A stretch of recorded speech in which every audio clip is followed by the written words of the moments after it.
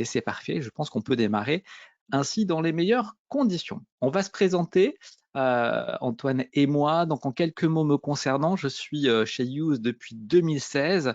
J'ai obtenu le poste de Senior Product Evangelist, autrement dit conseiller expert en dématérialisation chez Use. J'anime régulièrement des webinaires sur des thématiques comme celle d'aujourd'hui, mais également sur nos démonstrations produits. J'accompagne également nos partenaires et aussi sur des montées en compétences puisqu'on a un gros écosystème aujourd'hui. Et puis, j'accompagne également les équipes sur leur développement. Voilà en quelques mots pour moi. Je laisse Antoine également se présenter peut-être de son côté.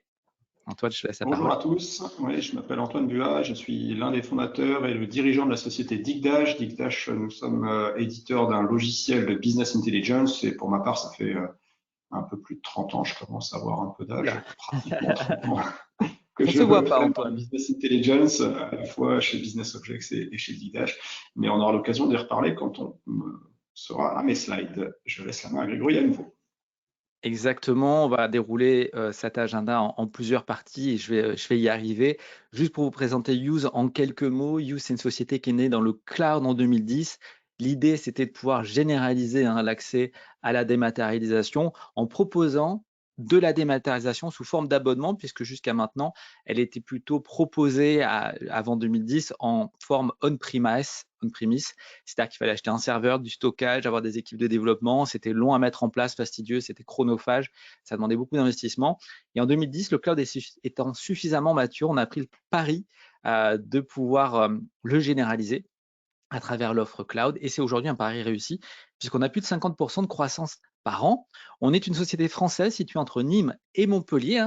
Notre but, évidemment, c'est de proposer une solution d'automatisation P2P, purchase to pay, de la demande d'achat jusqu'au paiement, et donc de dématérialiser tout le processus. Et aujourd'hui, ça fonctionne tellement bien qu'on est également implanté aux États-Unis. Donc, on a été créer des bureaux aux États-Unis, au Texas, à Dallas. On a même des Français qui sont allés là-bas pour y travailler et y vivre. Et puis, on est présent également sur le marché anglais et européen, notamment à travers l'Espagne, la Suisse, la Belgique, le Luxembourg et tous les marchés francophones, évidemment. Donc, on est heureux aujourd'hui de pouvoir adresser l'intégralité des pays. Et c'est pour ça aujourd'hui qu'on fait ce séminaire également pour vous expliquer tout ça. Ça nous permet donc aujourd'hui d'être présent dans plus de 30 pays, d'avoir plus de 4000 clients. On est à la fois présent dans les cabinets d'expertise comptable à travers une version qui est une version expert dédiée au cabinet. Et puis aujourd'hui, on va parler principalement de la version entreprise, qui est une version qui vous est dédiée et qui permet d'avoir un circuit très complet pour l'automatisation des données de bout en bout, de l'achat jusqu'au paiement. Ça nous permet aujourd'hui de gérer 100 000 entreprises dans l'outil, d'avoir 200 000 utilisateurs et d'avoir traité plus de 100 millions de documents automatisés à aujourd'hui, où on réinvestit 25% de notre chiffre d'affaires en R&D. On a nos propres équipes de développement, c'est pour ça qu'on se permet également de parler du sujet et de vous donner un maximum d'informations là-dessus, puisqu'on a des chercheurs qui travaillent activement et qui ont publié plusieurs articles d'ailleurs sur le thème de l'intelligence artificielle et du machine learning. Et bout à bout, pour arriver à la maturité de notre algorithme, c'est plus de 1000 annéums en R&D. Et bien entendu, notre focus, c'est de rester pionnier sur l'automatisation du traitement de ces documents.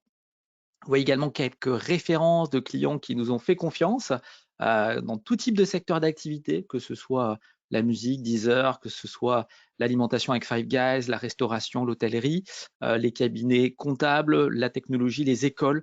En fait, le point commun à toutes ces enseignes, qui sont évidemment des beaux noms, parce que ça vous parle, mais You s'adresse à tout type de taille d'entreprise, que ce soit d'une petite entreprise, TPE, voire même un artisan, à une très grande entreprise. L'idée, c'est de recentraliser l'information et de pouvoir ainsi gagner en efficacité. Et c'est ce qu'on va essayer de vous démontrer donc tout au long de ce séminaire, notamment parce que l'instantanéité aujourd'hui, la qualité de l'analyse des flux, des données collectées, elles sont très pertinentes et elles vont être cruciales aujourd'hui pour vous, pour les entreprises. Donc, pour répondre à ces nouvelles exigences, on a d'ailleurs les DAF qui se trouvent en première ligne. Donc, je ne sais pas quel est votre poste aujourd'hui, mais que vous soyez DAF, que vous soyez dirigeant, que vous soyez au service comptable ou financier, aujourd'hui, ces données, plus que jamais, sont importantes et vous allez être vraiment dans de la stratégie, vous allez être contributeur à travers toutes ces données d'une prise de décision plus que jamais porteuse de sens et de valeur. Donc, on peut se demander pourquoi la donnée, effectivement, est devenue centrale et comment en tirer profit. On va voir tout cela à travers un agenda en 3 parties. On va vous expliquer, on va essayer de voir ensemble comment la maîtrise de la donnée, effectivement, qui est aujourd'hui temps réel, est nécessaire et qu'il va falloir pouvoir en tirer profit pour faire face aux challenges qui arrivent sur cette année. On verra également les étapes pour rapidement automatiser la gestion des données financières.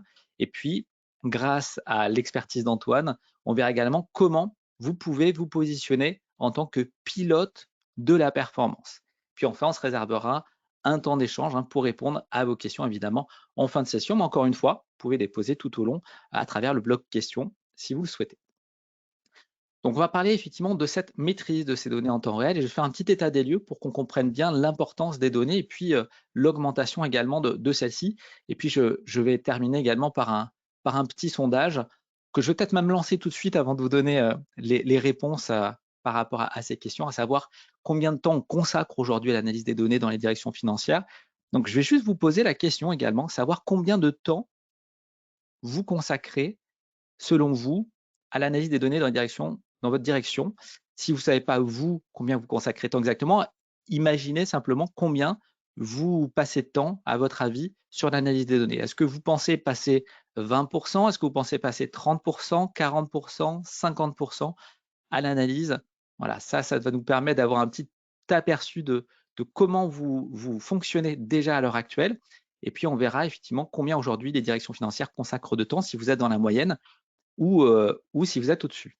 Voilà, donc je vous laisse répondre et si vous n'avez pas du tout, voilà, juste une estimation à votre avis, combien vous y consacrez ou combien y consacrent les entreprises de manière générale.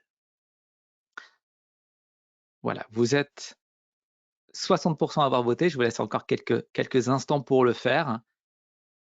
Et juste pour vous donner un ordre d'idée, le taux de croissance du volume de données qui a été créé, il progresse de 30% par an. Donc, vous avez des volumes de données qui progressent de 30% par an. Ça passe même à 40% pour les données critiques. Et pour vous donner un ordre d'idée également, le stock d'informations qui est créé va atteindre en 2025 163 zettabytes. Alors 163 zettabytes, ça correspond à 163 000 milliards de gigaoctets. C'est 10 fois plus qu'en 2016.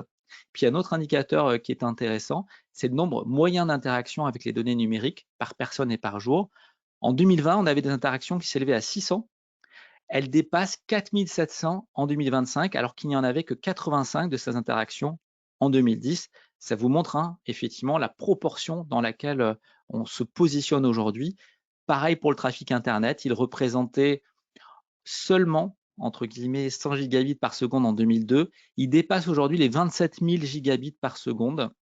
Alors, pardon, en 2017, il dépassait les 27 000 gigabits. Aujourd'hui, c'est 105 800 gigabits. On est passé de 27 000 en 2017 à 105 800 en 2022. Donc, c'est exponentiel en termes de données et ça pose évidemment la question sur la capacité de traitement et de gestion. Et aujourd'hui, grâce à ça, on a une multitude d'outils digitaux, évidemment, qui ont fait leur entrée et qui contribuent à faciliter les communications, le partage, la mobilité, la manipulation des données, ou encore l'harmonisation des processus et évidemment le reporting. D'après Gartner, pour vous donner un petit ordre d'idée également, Gartner indique que la capitalisation boursière d'une entreprise qui exploite intelligemment ces données, elle serait 3 fois supérieure à la moyenne des autres entreprises. Donc la capacité à traiter et gérer des données aujourd'hui de façon efficace pour une entreprise, c'est évidemment un chantier stratégique. Il est important du coup de consacrer du temps effectivement à ces données. Alors je vais vous partager les résultats du sondage. Vous êtes 75% à avoir voté, donc c'est quand même plutôt représentatif. Vous consacrez, alors c'est très bien, on va voir pourquoi, 30% de votre temps à l'analyse des données pour 44% d'entre vous. 22% d'entre vous consacrez 20% et 50% du temps à l'analyse. Et pour 11%, vous êtes à 40% de temps consacré à l'analyse des données. Donc c'est plutôt bien. Vous êtes en tout cas au-dessus des 20%. Et je précise d'ailleurs que dans un environnement effectivement qui est aujourd'hui de plus en plus digital, il va être important que les directions financières s'adaptent également à la façon de travailler et puissent évidemment traiter ces données qui se sont décuplées de manière exponentielle. Et il faut faire évoluer évidemment les systèmes d'information et la façon dont ils sont exploités pour en tirer profit. Donc ça m'amène au résultat qu'on a eu sur l'enquête qui a été menée, où effectivement on constate à travers un baromètre qu'on a mené, que les directions financières ne consacrent que 20% de leur temps à l'analyse de leurs données. Donc, c'est-à-dire que 22% d'entre vous seulement vous retrouvez dans ce qu'on a vu effectivement sur le terrain. Donc, je suis content finalement de voir que vous êtes au-dessus de ces 20% et que pour 30% d'entre vous, vous êtes à 44%, vous êtes 50%, vous êtes 22% pardon, à y attribuer 50% de votre temps. Donc, c'est relativement énorme par rapport à ce qu'on voit sur ces 20%. Par contre, il faut bien noter que les directions financières qui sont les plus performantes, elles passent 75% de leur temps à analyser leurs données. Donc, on peut se demander pourquoi seulement 20%, pourquoi pas plus effectivement que 50%. Alors, on était un peu filou parce qu'on s'arrête à 50%, on aurait pu mettre 60 et 70% de temps consacré évidemment à l'analyse des données, mais je suis presque persuadé que quasiment personne d'entre vous passez plus de 50% à analyser les données, ou alors vous avez déjà les outils nécessaires à cela et vous ne seriez peut-être pas dans ce séminaire évidemment. Donc, est-ce que c'est l'absence d'outils évidemment qui freine ce temps passé? Est-ce que c'est peut-être la philosophie dans l'entreprise? Donc, quelle solution on peut apporter évidemment? C'est ça la question qu'on va se poser pour obtenir des données qui soient fiables, qui soient en temps réel, sécurisées et qui puissent être traitées de manière automatique pour vous libérer du temps et passer du temps plutôt à l'analyse qu'à la saisie de ces données. Donc l'idée évidemment, c'est de pouvoir récupérer ces données de manière quasiment automatique et de pouvoir ensuite en faire quelque chose de stratégique, passer du temps dessus, à étudier, faire de la prévision, etc. On sait aujourd'hui que le contexte aussi est incertain, on le voit évidemment, on est sorti d'une crise quand même assez complexe avec la crise de la Covid. On est rentré dans un conflit de guerre avec le conflit ukrainien. Donc aujourd'hui, il est plus important que jamais de gagner en souplesse, en agilité pour pouvoir relever plusieurs défis, notamment à cause de l'inflation, à cause des flux tendus sur l'approvisionnement qui fragilisent la chaîne logistique. Donc, il y a aussi la trésorerie. Il faut évidemment préserver la trésorerie au maximum et sécuriser les données. On sait également qu'il y a une fraude qui s'est accélérée avec des escrocs de plus en plus digitaux qui se perfectionnent. Et aujourd'hui, plus que jamais, il faut que les directions financières, vous puissiez vous doter de technologies qui soient avancées et qui vous permettent de sécuriser les accès aux outils pour pouvoir éviter évidemment qu'il y ait des informations qui circulent en clair, éviter d'entacher votre e-réputation et conserver un maximum d'informations qui sont cruciales pour l'entreprise et qui ne doivent pas évidemment fuiter pour pouvoir rester dans l'organisation. Évidemment, il n'y a pas de croissance non plus sans pilotage de la performance et pas de pilotage non plus sans digitalisation des processus. C'est une condition indispensable pour disposer de données qui soient à la fois complètes, fiables et surtout temps réel. C'est donc un incontournable et il faut pouvoir prendre en tout cas des décisions qui soient rapides, immédiates, éclairées pour pouvoir vous concentrer sur des temps d'analyse qui soient plus longs et puis pour vous permettre également de saisir de nouvelles opportunités business. Donc, on parle souvent dans ce processus, dans ce quick win d'automatisation du processus purchase to pay, qui devient aujourd'hui un levier essentiel dans cette stratégie. Le socle P2P, purchase to pay, donc depuis la demande d'achat jusqu'au paiement, le fait d'automatiser tout le circuit complet, c'est le socle de tout l'ensemble de la chaîne analytique. C'est la qualité des données qui va être notamment la clé de cette analyse. Donc, est-ce qu'il faut se transformer pour autant en data analyst?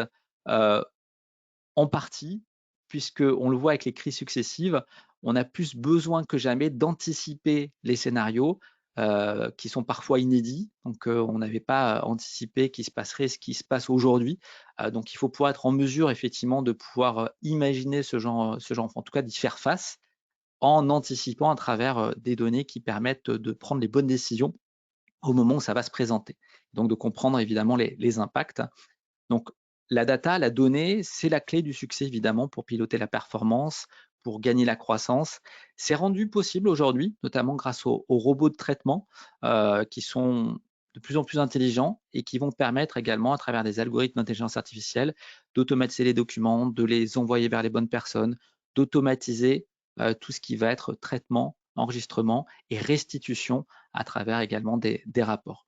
Donc ça va permettre in fine un véritable pilotage de la performance pour pouvoir anticiper évidemment plus finement les dépenses, les risques, la rentabilité et puis accompagner l'entreprise globalement dans les bonnes décisions stratégiques. Donc ça, c'était pour brosser évidemment le contexte et l'importance de la donnée et puis effectivement bien avoir dans le viseur que c'est cette donnée quasiment temps réel, j'allais dire, qui va vous permettre d'être plus fort et de faire face effectivement aux aléas.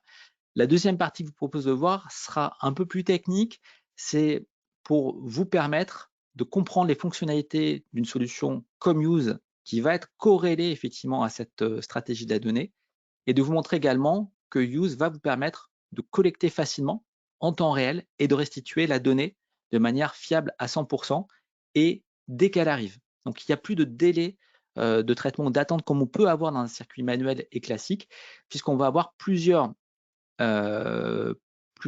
blocs en fait fonctionnels qui vont répondre à ces éléments, qui vont faire gagner le temps de traitement en termes de rapidité. Donc, notamment, ça va être sur la collecte. Donc, pour pouvoir traiter la donnée quasiment en temps réel, il faut la collecter en temps réel. Donc, il faut qu'elle arrive dans le système et qu'elle puisse être automatisée dès qu'elle est disponible par l'émetteur, par le fournisseur. Donc, on va garantir une collecte qui est sur l'ensemble en fait des canaux de distribution, que ce soit papier ou électronique. Donc, on parle de capture omnicanal, que je représente ici à travers ce slide. Vous allez avoir plusieurs notions. Vous allez avoir la possibilité, par exemple, de scanner un document papier, puisqu'on reçoit quand même encore quelques factures papier, peut-être même beaucoup suivant le secteur d'activité dans lequel vous vous trouvez. Et aujourd'hui, on va pouvoir scanner depuis un copieur numérique dans votre entreprise et déposer directement sur les serveurs. On va pouvoir déposer également des fichiers qui sont déjà numériques, si on le souhaite, sur les serveurs de l'outil, donc sur le serveur de Use. On va pouvoir traiter tout type de invoicing également, donc les formats électroniques type FactureX qui ont tendance à se généraliser, UBL2, C2I, mais aussi des PDF, du JPEG, du Word, de l'Excel, du TIFF. Tous les formats bureautiques vont pouvoir être traités. Ça peut être également un import manuel. J'ai le fichier sur mon ordinateur, je le glisse directement dans l'espace capture de l'outil Use. Donc, je me connecte sur mon navigateur Internet et je fais glisser dans la zone de capture les documents que je souhaite que l'outil traite automatiquement. Ça peut être un petit scanner autonome également, qui est ce qu'on appelle Usebox. Donc, c'est un scanner qui fonctionne sans PC, sans ordinateur. Il est relié directement à Use. Vous scannez votre document, il arrive dans le bon dossier de la bonne organisation. Mais ça peut être également l'appareil mobile avec le téléphone portable et son appareil photo. Donc, on prend directement en photo la facture. Ça peut être collecté directement sur les espaces fournisseurs qui mettent à disposition leurs factures et qui les envoient plus par mail. Ça peut être évidemment par email, donc les fournisseurs qui envoient leurs factures par email. J'ai une adresse email dédiée et tout ce qui arrivera dans cette adresse email dédiée sera déposé automatiquement dans Use et sera traitable automatiquement. Donc, dès que la facture est envoyée par un fournisseur, elle apparaît dans le tableau de bord de Use et je peux la traiter automatiquement et Use aura automatisé tout le traitement comptable. Et puis évidemment, scan to image, je peux scanner et envoyer vers cette adresse email depuis le copieur. C'est une fonction qui existe quasiment dans tous les copieurs aujourd'hui d'entreprise. De scanner vers une adresse email, ça va permettre de scanner le document et directement accessible depuis le tableau de bord. Ce qui va être important également, c'est évidemment, une fois que cette facture ou ce document est collecté, qu'il puisse être traité dans la foulée. Donc pour le traiter dans la foulée, on va bénéficier d'intelligence artificielle. Alors, je crois que j'ai mon écran qui s'est déconnecté. Ça, c'est le problème. J'ai fait un petit peu trop de partage d'écran. J'ai 3 écrans pour tout vous dire, dont un iPad. Donc, je vais juste réactiver. Il me fait ça de temps en temps. Il se déconnecte et puis il faut simplement que je le relance. Donc, je vais le relancer tout de suite. Voilà. Et je vais repartager l'écran. On est arrivé au meilleur moment. Alors, c'est pas du teasing. Je suis désolé, c'était pas volontaire. Je vais relancer tout de suite, voilà, à partir de l'endroit où on se trouvait, et je vais vous repartager évidemment le diaporama. Voilà, vous devriez retrouver normalement l'écran. Et donc, alors c'est la meilleure partie, donc je ne sais pas si c'est un signe ou pas, mais l'idée, c'est que là où toute la technologie en fait va faire du sens, c'est cette étape-là, la reconnaissance des données qui va générer l'automatisation et l'écriture. Donc, c'est-à-dire qu'on va, sur cette partie-là, reconnaître automatiquement toutes les valeurs qui sont nécessaires au traitement de la facture. Donc, ça va être la date de la facture, ça va être le montant, le numéro, la date de paiement, le montant hors taxe, la TVA, le TTC. pour pouvoir automatiser son traitement. Et ça, sans paramétrage préalable. La seule chose que je vais faire la première fois, c'est indiquer mon code fournisseur, indiquer mon compte de charge, éventuellement l'analytique, et l'outil va faire ce qu'on appelle du machine learning. Donc, il va mémoriser cela. Et la prochaine fois, il reconnaît le fournisseur parce qu'il a associé par rapport à votre code fournisseur, il a associé le sirène ou le SIRET ou l'identifiant tel que l'adresse, le numéro de téléphone, le site web. Eh bien, il va matcher ça. Dès lors qu'il a une facture à nouveau de ce fournisseur, il va remettre tout seul le code fournisseur, il va remettre tout seul l'imputation comptable que vous aviez indiquée la première fois et les analytiques concernées. Il remet les mêmes analytiques, mais il vous laisse la possibilité de les modifier au besoin à la foulée ou de laisser un champ analytique qui varierait tout le temps, non mémorisé si vous le souhaitez évidemment. Donc c'est là où l'intelligence artificielle va intervenir, hein. C'est-à-dire qu'elle va être capable de déduire ce dont elle a besoin sur la facture, quel que soit l'endroit où ça se trouve dessus, et sans que vous ayez à le paramétrer, c'est-à-dire que vous n'avez pas besoin d'indiquer la zone où situe l'information, il est capable de la déduire tout seul. Et donc, si la mise en page change de votre fournisseur la fois d'après, ça continue de fonctionner.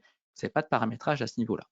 Donc, on fait également ce qu'on appelle du deep learning. On est capable de détecter également le type de document qu'on est en train d'envoyer dans l'outil pour qu'il le catégorise correctement, de détecter également l'organisation concernée, grâce notamment à du big data. C'est-à-dire qu'on va bénéficier d'une base mutualisée. Et on a 1 million de fournisseurs en fait aujourd'hui qui est mutualisé grâce à l'ensemble de nos utilisateurs. Et on va permettre d'optimiser comme ça la reconnaissance notamment des fournisseurs et puis améliorer également l'algorithme de reconnaissance grâce à cette grande base de données qui est alimentée de manière mutualisée grâce au cloud. Donc ça, c'est évidemment important puisque ça va permettre de gagner énormément de temps. On va extraire toutes les données dont on a besoin. Tout ce qui compose le document va être mémorisé. Donc ça permet également de faire des recherches par n'importe quel mot libellé, information qui se trouve sur le document. Et je peux également créer des classeurs numériques avec les critères, les mots-clés que je souhaite pour qu'ils s'alimentent tout seuls automatiquement et exporter ces informations sous forme de fichiers pour pouvoir alimenter, et je pense qu'Antoine reviendra dessus sur ce sujet, plus que moi en tout cas, pour alimenter des outils qui vont permettre effectivement de faire du prédictif, de faire du stratégique, de faire du contrôle de gestion, dans un monde effectivement où aujourd'hui la stratégie, le cost killing, l'optimisation financière est plus que jamais nécessaire. Autre chose qui est importante, je parlais de risque de fraude. Aujourd'hui, avec ce type d'outils que Use propose, notamment, vous avez des documents et des données qui sont sécurisés. Tout se trouve en mode cloud, sécurisé, chiffré, crypté, accessible uniquement avec un mot-clé par critère, avec un mot-clé, pardon, avec des critères finalement de sécurisation qui sont hauts, avec notamment des logins mots de passe qui doivent être réalisés sous forme de minuscules, majuscules. Et on ne peut pas accéder évidemment aux documents si on ne rentre pas ces identifiants pour valider, pour traiter ou pour rechercher. Donc, on améliore évidemment la sécurité. Il n'y a plus de documents qui traînent en libre accès sur le bureau, ni dans les boîtes email qui pourraient être subtilisées par une autre personne. La connexion évidemment est simplifiée. On va créer des automatisations entre Use et votre outil. C'est-à-dire que si vous avez un ERP, on va être capable de l'interfacer, de récupérer tout votre environnement comptable, votre analytique, lorsqu'il est mis à jour, il sera envoyé directement dans l'outil Use pour pouvoir, quand vous allez traiter vos documents, bénéficier de votre propre environnement. Pareil, lorsque Use va automatiser les écritures comptables, il va envoyer ces informations d'écriture à votre ERP, à votre outil comptable. Il va envoyer l'image, la pièce associée également à cette écriture pour faciliter vos travaux de révision. Et il va être capable d'alimenter des outils externes de gestion de trésorerie, de BI. Il va être capable également de pouvoir gérer des bons de commande, les envoyer aux fournisseurs. Si vous avez un outil métier, de récupérer également les achats réalisés depuis votre outil métier pour ensuite faire des rapprochements facture sur commande. Vous avez évidemment un suivi complet et on développe de plus en plus ces échanges qui se faisaient beaucoup sous forme de fichiers plats jusqu'à maintenant, sous forme d'API pour être encore plus dynamique en termes d'échange des données. Donc aujourd'hui, par exemple, on a plus de 250 connecteurs qui vont permettre de s'interfacer avec votre ERP, votre outil comptable ou encore d'autres outils de data vis qui vont être nécessaires pour votre étude de stratégie d'entreprise. On va également améliorer le pilotage. On va bénéficier d'indicateurs temps réel, notamment déjà un tableau de bord qui va vous permettre de suivre en temps réel ce qui se passe en termes d'activité, qui fait quoi, où se trouve le document, est-ce qu'il est en cours de traitement, est-ce qu'il a été rapproché, est-ce qu'il est en cours de paiement.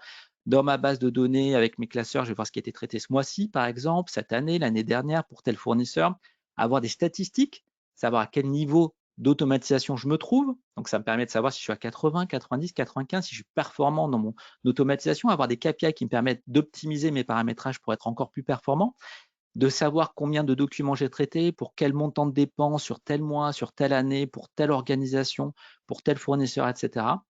Et tout ça va me permettre de compléter mon traitement temps réel avec des analyses qui vont me permettre d'avoir une vision vraiment stratégique et pertinente de tout ce que je réalise en termes d'automatisation et de traitement de mes données. Voilà pour les explications sur l'analyse de manière globale, sur l'intérêt effectivement de mettre en place un processus de traitement automatisé pour créer la valeur et aller sur de la stratégie. Et je vais laisser la parole maintenant à Antoine pour nous donner son avis d'expert. Effectivement, je vais lui laisser le soin de présenter également Digdash pour que vous compreniez bien sur quel secteur et quel domaine d'activité effectivement Antoine intervient à travers Digdash, et puis vous donner les méthodologies et les bonnes pratiques et bien comprendre effectivement comment vous pouvez gagner en valeur. Antoine, je te donne la main donc, sur la suite de la présentation. Je vais te passer présentateur si tu souhaites pouvoir tourner les slides toi-même. Ouais, très bien. C'est bon pour toi. Alors, je te donne la main tout de suite. Je sais que tu maîtrises très bien GoToWeb normalement, donc j'ai pas de souci là-dessus. Tu devrais avoir normalement le petit message si je l'ai bien fait. Voilà, est-ce que je désigne Antoine? Bien sûr. Hop.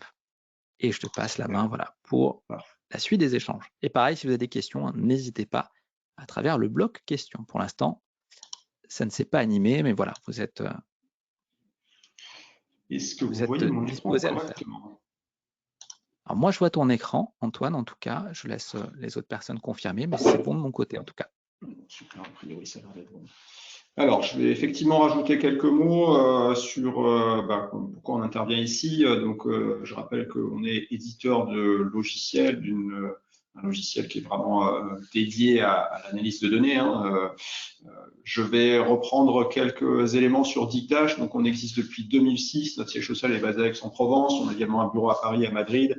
On a plus de 150 000 utilisateurs à travers plus de 450 clients. On est présent dans 25 pays, disponible en 12 langues. On a une croissance annuelle assez confortable. On fait aussi partie d'une enquête qui est réalisée par le cabinet Bark, qui compare tous les produits autour du décisionnel, des plus anciens comme peuvent être Business Object, Cognos, etc., jusqu'aux plus récents. Et les analyses de Bark nous positionnent leader dans 16 catégories différentes. Donc ça, c'est assez intéressant. Ça veut dire que d'un point de vue fonctionnel, notre outil est assez complet. Mais au-delà de ça, il y a également un sondage qui est effectué auprès des utilisateurs des différentes solutions. Et c'est là qu'on a une vraie différence avec les autres outils, c'est qu'on a des taux d'adoption beaucoup plus forts que les autres outils. Donc les gens sont plutôt satisfaits. Je vous ai montré quelques indicateurs ici. Si vous en voulez plus, n'hésitez pas à aller les télécharger sur notre site web. Alors, qu'est-ce que c'est la plateforme Digdash Enterprise et pourquoi on intervient effectivement en compagnie d'Use? Nous, vraiment, notre spécialité, c'est la création d'applications décisionnelles métiers. Donc, ça va de la préparation de données, la capacité à collecter, agréger, transformer l'information, jusqu'à, et c'est le point clé, la data visualisation, donc être capable de présenter des tableaux de bord interactifs dans lesquels vous allez pouvoir présenter vos chiffres, vos tableaux, vos graphiques, pour donner du sens à tout ça. Et l'idée, c'est que ces tableaux vont rester interactifs. Donc, vous allez pouvoir filtrer, driller, rentrer dans le détail, comparer, tout ça de manière très, très simple et très visuelle. On a également un module dit de publication.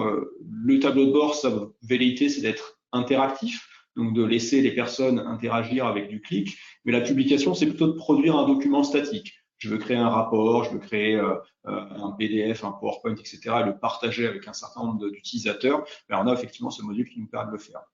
Et pour les gens qui veulent aller un peu au-delà de la simple statistique descriptive, de comprendre ce qui s'est passé dans le passé, mais plutôt d'anticiper ce qui va se produire dans l'avenir, on a également un module dit d'analyse avancée qui permet aux utilisateurs les plus aguerris, effectivement, de faire l'analyse prédictive, l'analyse ensembliste, l'analyse de cohorte. Donc, tout ça est intégré dans le même produit Digdash. L'outil est entièrement configurable, donc ça veut dire que non seulement vous allez pouvoir intégrer vos logos, couleurs, etc. Mais en plus, vous allez pouvoir, ce que vous avez généré dans Digdash, l'intégrer dans d'autres applications, dans vos sites web, dans vos extranets, etc. pour le partager très facilement.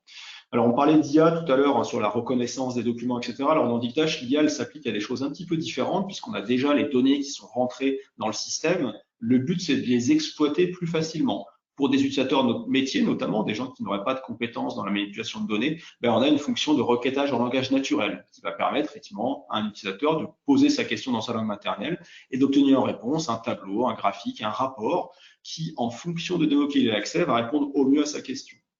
Autre sujet qu'on traite avec de l'IA, c'est un sujet qu'on appelle découverte de données.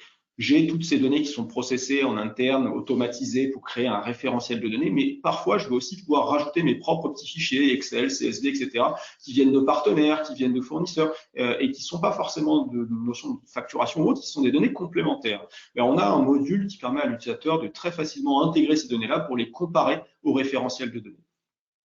Voilà, c'était pour faire un petit état des lieux de ce qu'est la plateforme Dictage, mais l'objet aujourd'hui, c'est vraiment de répondre à une question. Alors, effectivement, j'avais un dernier slide que j'ai complètement oublié, donc je vais quand même vous le dire. D'un point de vue légitimité, on est présent dans pas mal de types de clients. Vous voyez qu'ici, il y a à la fois du secteur public, alors que ce soit des ministères, des comités de toute taille, régions, départements, communautés de communes, des centres de recherche, des universités. Et puis, dans le secteur privé, on a aussi des références dans tout type de domaine, hein, de la grande distribution, de la logistique, de l'industrie, du bancaire, des télécoms. Vous avez quelques exemples ici. Voilà, donc on est effectivement, enfin, je suis là aujourd'hui pour répondre à une question qui est quelle est la feuille de route que je recommanderais effectivement pour l'automatisation de la gestion des données. Alors, d'abord, quand on veut automatiser ces données, il faut se poser les questions stratégiques. Donc, il faut définir les objectifs stratégiques. Qu'est-ce que c'est un objectif stratégique? C'est qu'est-ce que je veux faire avec mes données. Donc, j'ai donné plusieurs possibilités ici, mais parfois elles sont combinées. On veut faire tout ça en même temps. Donc, est-ce que c'est de prendre des décisions plus rapides et plus informées? Parce qu'effectivement, quand je prends une décision, si je le fais au doigt mouillé, c'est pas forcément évident. Si j'ai une vision claire de où j'en suis dans ma facturation, dans ma comptabilité, etc., je suis beaucoup plus informé en temps réel de quel est mon budget, de quelle est ma dépense de budget, etc. Donc, je peux effectivement prendre des décisions plus éclairées. Deuxième possibilité, je veux juste surveiller les performances de l'entreprise. Donc, ça peut être pour un dirigeant, effectivement, savoir exactement où il en est en temps réel, ou pour un responsable financier, de contrôler un petit peu mieux, est-ce que tout a été conforme à ce qui a été budgété. Donc, ça peut être ça l'objectif.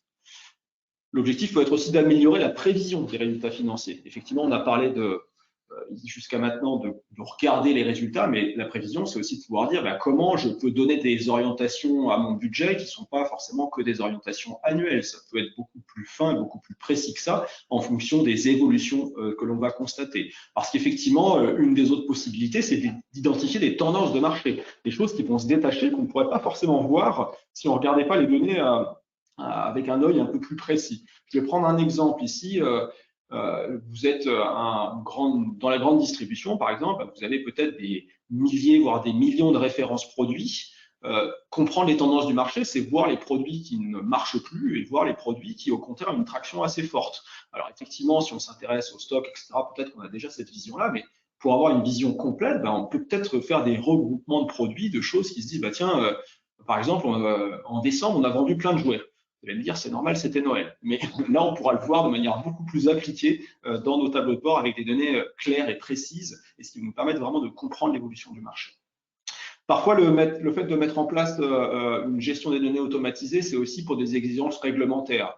Alors, bien sûr, dans le milieu bancaire, il y a plein d'exigences qui existent, mais également dans les entreprises, que ce soit françaises ou américaines. Alors, je vais prendre l'exemple des États-Unis, pour lequel c'est arrivé un peu plus tardivement qu'en Europe. On a eu, suite au problème de Enron, par exemple, WorldCom, des sociétés qui n'avaient pas forcément publié leurs résultats comptables de manière très honnête, on va le dire comme ça.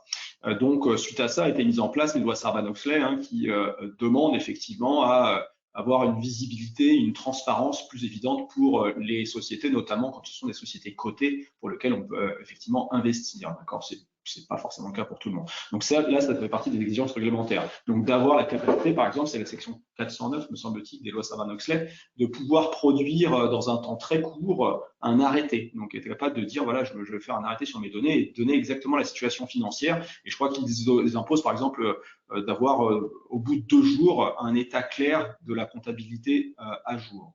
Donc ça nécessite effectivement que toute la facturation soit très clairement établi, que tout le processus de purchasing soit contrôlé et que en plus de ça, quand on a remonté tous ces chiffres-là, on soit capable de les présenter très très rapidement. Donc on voit qu'on peut avoir ce type d'objectif stratégique. Alors parfois, encore une fois, je répète, ça peut être la combinaison de l'ensemble de ces objectifs-là. Donc comment est-ce qu'on va procéder d'un point de vue méthodologique? Alors moi, ce que je conseille, c'est quand on veut mettre en place des tableaux de bord et de l'automatisation de données, c'est déjà de définir une équipe avec un leader du projet. Il faut quelqu'un qui soit sponsor finalement de la décision de mettre en place ce type de produit-là. Et pour que ça marche bien, c'est bien qu'il y ait un sponsor, mais c'est bien que dans l'équipe, il y ait un mix à la fois des gens qui vont être métiers, qui vont connaître ce que fait l'entreprise, et puis des profils data, des gens qui savent exploiter la donnée, qui comprennent effectivement les limites de la qualité de données, qui comprennent comment on va effectivement pouvoir converger assez vite vers une qualité de données la plus propre possible. Par ailleurs, il est important de mettre en place des indicateurs clés, donc ce qu'on appelle KPIs, un Key Performance Indicator. L'idée, c'est pas je vais aller vers 3000 indicateurs différents. Il faut se focaliser peut-être sur les 10 indicateurs clés qui vont vous permettre d'avoir déjà une première vision claire de où j'en suis. D'accord? Donc, est-ce que c'est d'un côté le résultat comptable? Ça dépend vraiment de nos métiers. Hein. Donc, je vais dans le financier, on peut avoir plein de choses, mais après, ça peut être des indicateurs très orientés métier. Si je suis responsable d'un hôpital, ben, ça peut être la gestion des lits de mon hôpital. Combien de fois je n'ai pas pu accepter un patient parce que j'avais pas assez de lits disponibles dans l'hôpital. Pour quelle cause, combien de temps les gens sont restés dans l'hôpital, etc. Donc, il y a plein d'indicateurs possibles. Là, il est important de définir les indicateurs clés et de s'y conformer, en tout cas, d'en faire ça, de mettre ça en place comme étant une feuille de route. D'accord ?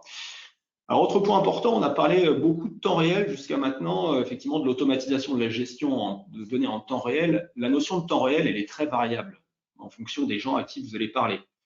Si vous êtes sur une chaîne de production avec des objets dits d'IoT, Internet of Things, donc qui vont être des capteurs, par exemple, sur une chaîne de production, bah, la notion de temps réel, ça va être la microseconde, quoi. Si j'ai une variation dans mon processus industriel et qui fait que bah, je sais que dans X secondes, les objets que je vais produire ne seront plus bons, bah, c'est important de pouvoir réagir très, très rapidement. Et cette notion de temps réel, dans ce cas, c'est plutôt proche de la seconde ou milliseconde.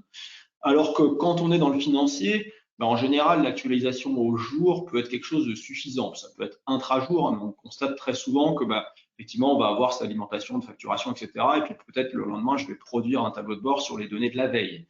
Voilà, ça va même être très dépendant de mon business. Si je suis dans la grande distribution, très probablement, je vais avoir des étapes dans la journée. Est-ce que à 11 heures, j'ai déjà facturé autant que ce que j'avais facturé le jour précédent ou le jour équivalent l'année dernière quand je suis sur des jours de fête ou des choses comme ça. Donc, il y a des notions qui sont très variables en fonction des business. Et parfois, on peut être très content d'avoir la donnée toutes les semaines. Toutes les semaines, j'ai une donnée claire de où en est mon entreprise, ça me permet de la piloter. Ça reste du temps réel, ça dépend de la manière de piloter et des besoins de votre entreprise. Donc, ne vous imposez pas d'avoir un rafraîchissement toutes les microsecondes si votre besoin, c'est d'avoir des données toutes les semaines ou tous les mois. Donc, c'est important, effectivement, de comprendre comment au mieux organiser son business. Donc ensuite, quand on a défini ces indicateurs, qu'on a mis en place l'équipe projet, il est important de cartographier les données existantes. Est-ce que j'ai tout ce que j'ai en termes de données pour pouvoir mettre en place mes indicateurs, les contrôler de manière efficace? Donc effectivement, quand on est sur le purchasing, c'est la capacité à traiter facilement ces factures en entrée et être capable de les voir. Quand on est sur la facturation interne, est-ce que j'ai facturé mes clients? Est-ce que j'ai un ERP, un CRM qui stocke ces informations-là et je vais pouvoir récupérer? Et parfois, effectivement, après, on va vouloir mixer les deux. Donc, je vais pouvoir voir, d'un côté, j'ai ma facturation, de l'autre côté, j'ai mon purchasing, mes achats. Est-ce que je peux les mettre en corrélation facilement? Donc, ça va être un outil qui va être capable de faire ça. Une fois que j'ai cartographié tous les outils qui produisent de la donnée, les applications, c'est aussi comment je peux y accéder à ces données. On a de plus en plus souvent des outils qui sont accessibles dans le cloud, on a des outils qui sont parfois en interne, on a un mix des deux. Il faut être capable effectivement de trouver des connecteurs vers ces différents outils. Donc, est-ce que l'outil a une API qui va me permettre de récupérer les données facilement pour pouvoir les exploiter? Donc, pour le cas de Use, c'est le cas, il y a une API qui permet de remonter les données. Et puis ensuite, le choix, ça va être de définir l'outil à mettre en œuvre. le ou les outils d'ailleurs. Hein. Est-ce que j'ai besoin effectivement d'automatiser ma facturation? Est-ce que j'ai besoin d'automatiser ma production de tableau de bord? Donc ça peut être une suite d'outils qui va me permettre effectivement d'atteindre à terme une automatisation complète. Et ce qui est important quand on va choisir ces outils, c'est s'assurer de la compatibilité de ces outils. Est-ce que chaque outil va pouvoir reprendre les données de l'autre? Est-ce qu'il y a des contraintes particulières? Donc on va effectivement essayer de cartographier tout ça. Une fois que vous avez mis tout ça en place, vous avez votre méthodologie qui va vous permettre de mettre en place vos tableaux de bord et vos sources de données. Alors, pour la mise en œuvre, j'ai quelques retours d'expérience de nos nombreux clients. Ce que je conseillerais, moi, c'est vraiment de rester agile. Ça veut dire quoi, agile? Ça veut dire de pouvoir s'adapter en fonction de ce que vous constatez au fur et à mesure de votre cartographie de données, etc. Donc, par exemple, si à un instant T, je n'ai pas un fichier précis, est-ce que j'ai un autre moyen de saisir la donnée dans un outil? Donc, laissez-vous l'opportunité d'avoir des outils dans lesquels vous pouvez saisir manuellement de l'information. Ça peut être dans Excel, ça peut être en direct dans votre tableau de bord. Par exemple, c'est le cas dans Digdash, on peut ajouter de la saisie de données très facilement. Donc, soyez ouverts à ce type de choses-là. En tout cas, l'un des points importants dans l'agilité, c'est d'éviter l'effet tunnel. Donc, ne dites pas dans 6 mois, je vais avoir le rapport qui va plaire à tout le monde.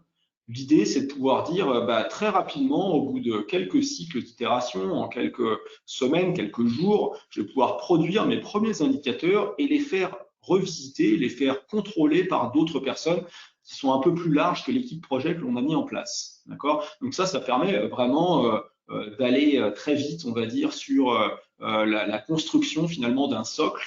Et puis, je vais pouvoir ajouter autour de ce socle des éléments supplémentaires. Alors, on a parlé d'automatisation. Bien évidemment, mon conseil, c'est d'automatiser un maximum, d'éviter les actions manuelles, mais il ne faut pas se freiner parce qu'on n'a pas tout automatisé. Donc, s'il y a des fichiers qui sont déposés manuellement, s'il y a des données qui sont saisies manuellement, ce n'est pas un drame en soi. Il faut juste qu'on prévoit dans le futur comment est-ce qu'on va pouvoir l'automatiser, comment est-ce qu'on va pouvoir faire gagner du temps pour que tout ça se passe automatiquement. D'accord. Et puis une fois que j'ai ça, je vais pouvoir effectivement montrer rapidement les données aux utilisateurs. Donc ça, c'est le point clé. Hein, les utilisateurs vont être les premiers à dire est-ce que les indicateurs sont pertinents, est-ce qu'ils sont fiables par rapport à ce qu'eux ils estimaient. Et puis si c'est pas le cas, on va travailler vraiment en mode itératif avec eux, c'est-à-dire que je vais commencer avec ces premiers indicateurs, je vais pouvoir revenir dessus. L'intérêt d'un logiciel, contrairement à la construction d'un bâtiment, parce qu'on a beaucoup de mots communs, de ce commun, on parle de briques logicielles, on parle de choses comme ça. L'intérêt principal d'un logiciel, c'est qu'on peut changer les fondations. Quand vous avez déjà construit un bâtiment et que les fondations sont là, si vous avez prévu de rajouter un étage supplémentaire, que les fondations ne vont pas le supporter, vous ne pourrez plus le faire. Dans le logiciel, vous avez construit un ensemble de choses. Le reporting peut être en place. Si vous voulez changer des briques en dessous, c'est toujours possible de le faire. Donc, c'est quand même un avantage assez significatif. Donc, n'hésitez pas à travailler avec ce mode itératif et à revenir sur vos choix existants en prenant les solutions les plus adaptées par rapport à vos besoins. Voilà, ça c'est un peu les éléments clés que je voulais partager avec vous. Dernier point que je voulais vous montrer, c'est quelques exemples de présentation de données. In fine, le but des tableaux de bord et de l'automatisation, c'est de pouvoir présenter de l'information. Alors, je vous ai mis ici des liens vers des sites publics qui présentent de l'information. Donc, bien évidemment, ce n'est pas forcément de l'information qui va être comparable à ce que vous avez en interne, mais c'est juste pour vous montrer des exemples. Alors, on va commencer par le premier exemple qui est le budget des Yvelines. Le département des Yvelines publie dans un but de transparence politique la feuille de route de son budget. Donc, vous voyez, ça se présente sous la forme d'une petite infographie. Donc, il y a 1,9 milliard d'euros qui sont au service des gens, des habitants des Yvelines. Et on voit que pour 100 euros, il y a une petite infographie qui montre comment est répartis les différents services. Par exemple, il y a 20 euros qui sont alloués à l'autonomie, 13 euros à l'insertion, à l'aide sociale, etc., sur pas mal d'indicateurs différents. Si on scrolle vers le bas, on va avoir des gros blocs qui apparaissent qui vont montrer différents éléments. Donc, le budget réel en valeur absolue, cette fois-ci plus en pourcentage, il y a 712 millions qui sont alloués pour accompagner les plus fragiles. Et puis, si vous faites tourner cette carte, vous allez voir effectivement comment c'est alloué. Il y a 367 millions qui sont alloués sur cette case autonomie. Vous pouvez cliquer dans cette case autonomie, vous pouvez rentrer dans le détail et voir, effectivement, on a 159 millions qui sont alloués aux personnes handicapées en établissement. Donc, il y a plein d'informations sur ce tableau de bord, sur plein de sujets différents. L'investissement pour l'attractivité territoriale, encore une fois, on va avoir plein d'éléments différents, accompagner l'enfance et la jeunesse. Et à chaque fois, on voit ces blocs, indication et formation, dans quel endroit c'est le plus alloué. On voit ici que ce sont les collèges, on voit aussi l'enseignement supérieur. Alors pourquoi c'est que les collèges et pas les lycées? Parce que la responsabilité des départements est allouée aux collèges, alors que les lycées, c'est à la région. Donc c'est pour ça qu'on voit ici que les collèges et pas forcément les lycées, à part quelques éléments sur les lycées internationaux, mais ils sont vraiment très faibles dans le budget. Voilà, donc on a plein d'informations différentes. Là, c'est un élément sur ce qu'on appelle l'action, mais il y a aussi l'investissement. Alors l'investissement, c'est une petite cartographie dans laquelle on va retrouver toutes les interventions qui ont été faites sur le territoire, sous la forme de quelque chose d'assez interactif. Donc je vais voir effectivement à chaque fois des éléments. Je peux cliquer pour rentrer dans le détail. Je ne vais pas le faire pour l'ensemble des éléments, mais on va retrouver effectivement. Pardon, je vais scroller sans faire exprès, je vais scroller dans le bas ici. Donc on va voir le budget alloué, le montant du projet, etc., sur là, par exemple, la construction de logements dans la zone rurale de Herbeville, par exemple. Okay. On a aussi les subventions, donc ça, ce sont toutes les dotations qui sont faites à des associations. Là, c'est une petite présentation graphique un peu fun, on va dire, qui montre les différentes associations. Quand je passe dessus, je peux les trier par thématique. Donc, on va voir effectivement les thématiques autonomie, attractivité territoriale. Puis, si je peux rechercher, si par exemple, moi, je m'intéresse au foot, je pourrais taper foot. Je vois qu'il y a deux associations qui parlent de foot. Football Club Mantois des Yvelines. Si je clique dessus, ça fait partie de l'attractivité territoriale. Ça a été classé là-dedans, en tout cas. J'ai plein d'éléments différents donc, qui vont me permettre de visualiser ça. Deuxième exemple que je voudrais vous montrer, alors vous pouvez le taper vous-même dans votre navigateur, vous allez sur le site de Santé publique France. Le site de Santé publique France va publier des données cette fois-ci très différentes. Dans leur premier onglet ici, c'est le suivi de l'épidémie de Covid-19. Donc c'est aussi basé sur de la donnée, cette fois-ci, c'est pas nécessairement des données de facturation, choses comme ça, c'est vraiment de la donnée qui parle de choses complètement différentes, qui parle de santé publique. Donc ça veut dire que là, on est sur le suivi de l'épidémie de Covid, le nombre de nouveaux cas, le taux d'incidence, le taux de positivité. On est sur la médecine en ville, la médecine hospitalière, combien il y a eu de passages aux urgences, d'hospitalisation, etc. Sur la vaccination, combien de doses ont été distribuées, combien de personnes ont été vaccinées. Sur l'adhésion aux mesures de prévention, qui est OK avec le fait de mettre un masque, etc.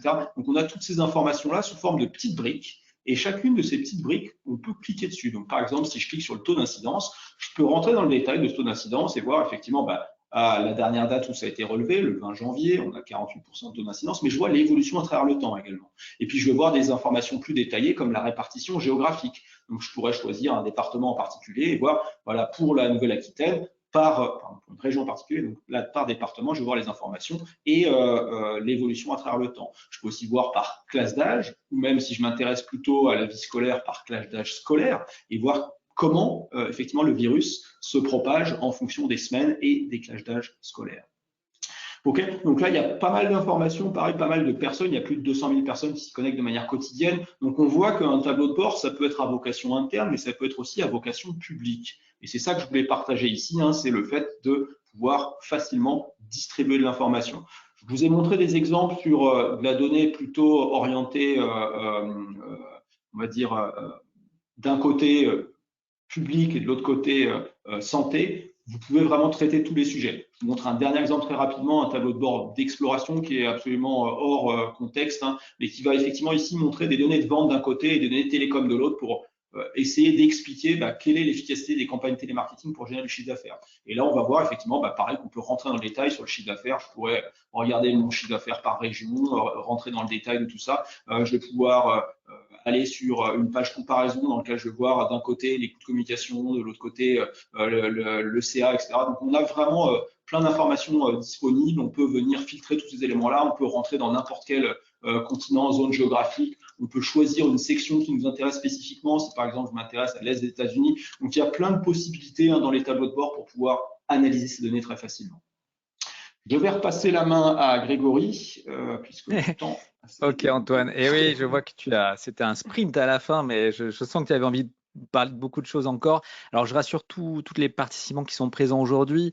Évidemment, en 1 heure, on va pas pouvoir tout vous montrer, hein. L'idée, c'était de vous sensibiliser à l'importance de la donnée et comment on peut la traiter. Évidemment, si vous y avez des sensibles et que c'est le genre de solution que vous recherchez, vous allez avoir un questionnaire de satisfaction qui va s'ouvrir à la fin de ce webinaire. N'hésitez pas à le remplir, c'est important pour nous. Ça vous permet déjà de me noter et de noter notre prestation. Donc, n'hésitez pas à mettre 10 si vous voulez nous encourager. Ça fait toujours plaisir, hein, ces petits pouces bleus de YouTube.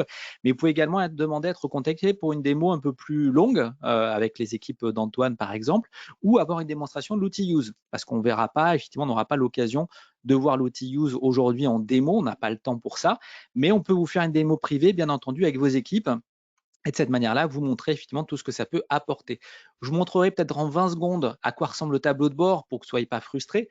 Mais voilà, pour une démo plus complète, n'hésitez pas. En tout cas, on se fera un plaisir en dehors de ce webinaire de garder le contact. Vous pouvez demander à être recontacté pour ça, demander à faire un test même de l'outil ou des outils. Donc, n'hésitez pas en tout cas à en faire la demande dans le bloc qui apparaîtra. Je vous ai fait un petit résumé ici de tout ce que va vous permettre de faire l'outil Use avant d'interopérer effectivement avec un outil comme Digdash. Ça va vous permettre de gérer par exemple les demandes d'achat. Donc soit vous avez déjà un outil métier comme je l'expliquais tout à l'heure, soit vous n'avez pas d'outil métier, vous pouvez faire une demande d'achat dans You, générer un bon de commande, envoyer le bon de commande au fournisseur, gérer le rapprochement avec la facture et le bon de commande, gérer la réception et tout ça, vous pouvez également importer ces données, exporter ces données plutôt vers des outils de BI comme Digdash. Vous avez la possibilité de capturer tous les flux, d'enregistrer, d'automatiser l'enregistrement comptable. Donc, c'est ces informations-là qui vont pouvoir être exportées, extraites et utilisées dans des outils d'analyse. Vous allez pouvoir également bénéficier d'un circuit de validation directement dans Use. Donc, ça va envoyer au bon valideur. Il n'y a plus besoin d'amener le document imprimé sur le bureau du valideur. Il le fait en un clic. Il est notifié par sa messagerie. Il se connecte à Use de manière sécurisée. Il peut valider ou refuser la facture. Le paiement est envoyé automatiquement à l'ERP qui va pouvoir déclencher à la date que vous avez choisie. Et on va exporter, comme je le disais tout à l'heure, les informations vers le RP également avec l'image associée et vers tout outil avec lequel vous voulez vous interconnecter pour justement faire effectivement la stratégie de l'analyse de ces données. Vous avez de la recherche, de la consultation, des outils statistiques comme je vous l'ai évoqué tout à l'heure et pour pouvoir l'illustrer tout simplement, je vous montre ici, on se connecte par une interface web, on rentre simplement ses identifiants, ce qui permet de sécuriser évidemment l'accès, tout est chiffré, crypté, hein. Ici on voit le petit cadenas qui confirme que tout est sécurisé. Je me connecte sur mon application de démonstration business et vous allez voir que j'arrive sur un tableau de bord. C'est ça qui me permet d'avoir une vue en temps réel de tout ce qui se passe en termes d'activité. J'ai reçu 21 documents automatisés par ma capture email. 13 documents sont automatisés directement par l'outil. Ils sont dans la bonne période comptable. On s'est assuré qu'il n'y avait pas de doublons. On s'est assuré qu'il n'y avait pas d'erreur, que tout était correctement équilibré. Et de cette manière, ces 13 documents peuvent être automatisés et envoyés directement vers les valideurs. Mais je garde la main sur un espace de capture, comme je vous l'expliquais tout à l'heure, où je peux faire glisser mon document, choisir le type de document, demander à Use de le détecter, détecter l'organisation ou la choisir directement, etc. Et puis, j'ai également un suivi. Donc, je vois ce que j'ai à réaliser en termes de traitement par organisation en enregistrement comptable, mais je vois également, si je suis le comptable, où sont mes documents une fois que je les ai traités, où est-ce qu'ils sont à un moment donné. J'ai une commande qui est en cours en attente de réception sur la filiale de Montpellier, 3 factures qui sont en cours de paiement chez le trésorier Monsieur Payeur, Bruno Engie et Del, 10 factures qui sont en cours de validation, qui ont été orientés en fonction de circuits de validation automatisés, une facture Orange chez Leslie et Bouygues Télécom aussi parce que Leslie gère la téléphonie. La direction générale gère le fournisseur Vinci, on a créé une règle en ce sens et toutes les règles se créent de manière entièrement graphique. N'hésitez pas à demander des démos, on vous le montrera. C'est vraiment très très simple d'utilisation et vous voyez qu'en un coup d'œil, je vois l'ensemble des tâches que j'ai à réaliser et j'ai un suivi sans avoir besoin de solliciter les personnes pour savoir où ça se trouve directement et toute personne qui a accès au suivi de la facture le sait également automatiquement. Et puis, je bénéficie aussi de statistiques dont je parlais tout à l'heure, avec la possibilité de voir le nombre de documents traités, le montant, les pics d'activité, et je peux filtrer évidemment ces informations-là par organisation, par fournisseur, etc.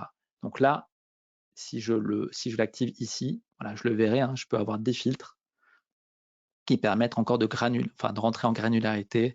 Pareil pour exporter également ces informations-là. J'ai la même chose sur ma durée de traitement, ma qualité de paramétrage, etc.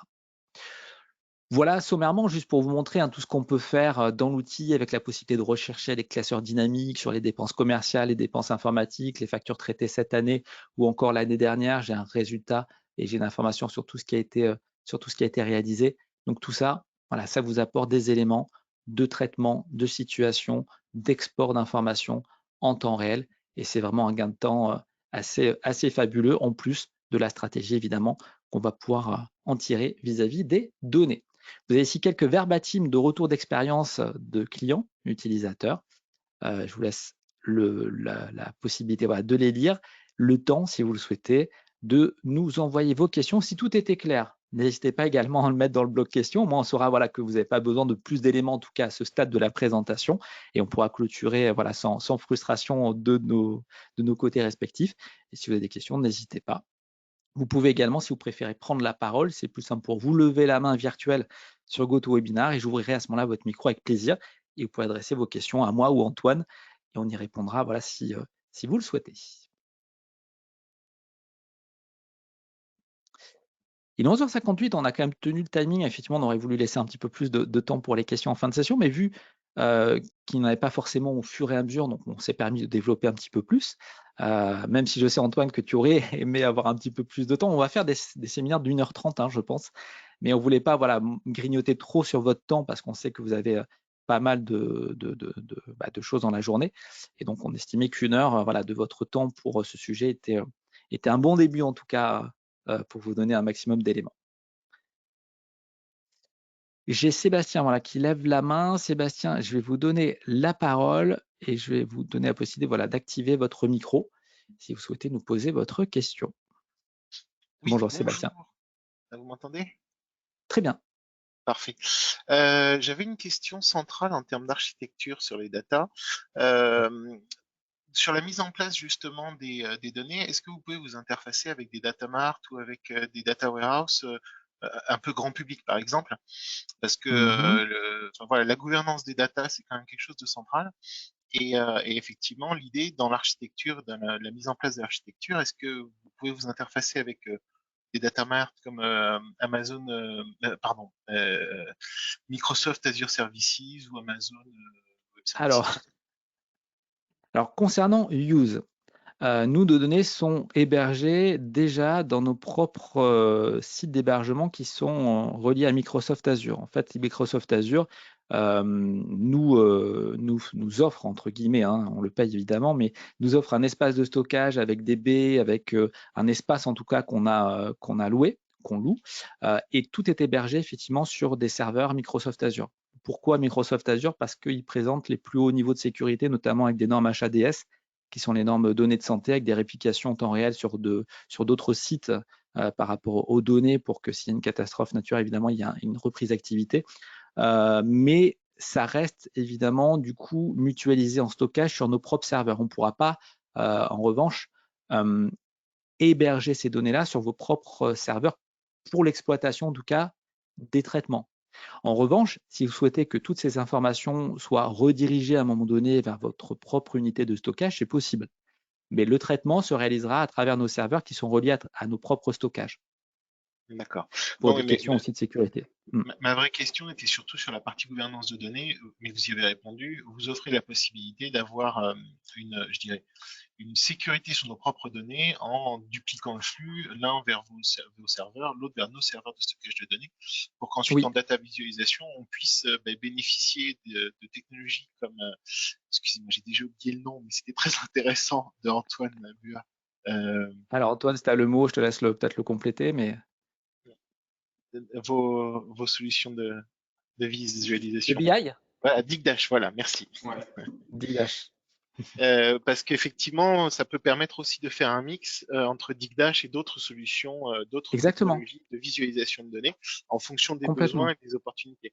Mais je vois que Digdash est quand même déjà bien avancé, donc c'est très intéressant.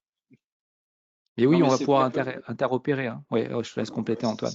C'est vrai que peu importe où sont stockées les données, d'un point de vue de Digdash, ça peut être dans un cloud d'Azure, ça peut être sur du Amazon Redshift, sur du Google Cloud Platform avec du BigQuery ou des choses comme ça. Il n'y a pas de contraintes particulières.